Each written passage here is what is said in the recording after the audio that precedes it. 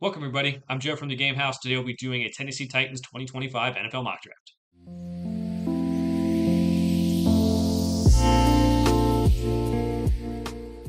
The Tennessee Titans are up in our 2025 NFL mock draft series. Now the free agency's over, we'll be doing one more mock draft for every NFL team before the 2025 NFL draft. The Titans are on the clock. We'll be using the NFL mock draft database simulator because I like the way it melds all the big boards from across the internet together to make theirs. We'll get it started for the Titans. You simply can't go into next season with Will Levis as a starter. They've set everything up the same way for this to be Cameron Ward as a pick, but I don't know if this is the greatest number one overall pick of all time. If I were them, I'd probably be looking to trade down. I might be looking to take Travis Hunter or Abdul Carter with the number one overall pick. I don't think this is one of the better number one overall picks we're going to see out of a quarterback. Doesn't mean Cam Ward can't be a fantastic player. I just have a second round grade on him. A lot of people are maybe moving him up into a first round grade, but a lot of decision making issues. And I think that has to be corrected at the NFL level. Doesn't mean he can't be a very good player in the NFL or a star in the NFL. Just has to develop through that stuff.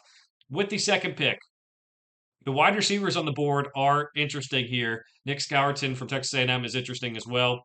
I'm going to go with Luther Burden. I'm the highest on him. I think he's very explosive. I honestly don't know why people are moving him down boards. He wasn't productive last season, but I also think that was a product of the quarterback and the system. So I just think he's an explosive player with the ball in his hands or without the ball in his hands. You get the quarterback, now you get him some wide receiver help, and then maybe you can fix some of the defensive issues here with the next couple picks, or at least get some depth for those positions. All right, with the next pick, they don't really need defensive line. They got several good defensive linemen.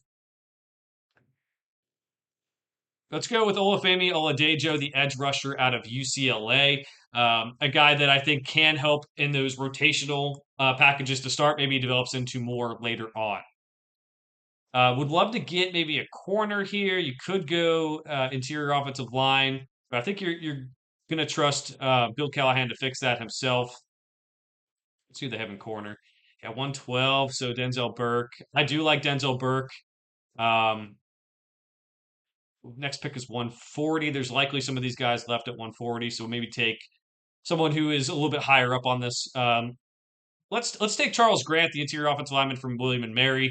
Has played tackle, but probably moving inside at the next level. Make sure that Cam Ward is protected. Again, maybe they trust Callahan to fix the offensive line, but I do think that he is a guy who could maybe compete for a starting job from early on in his career.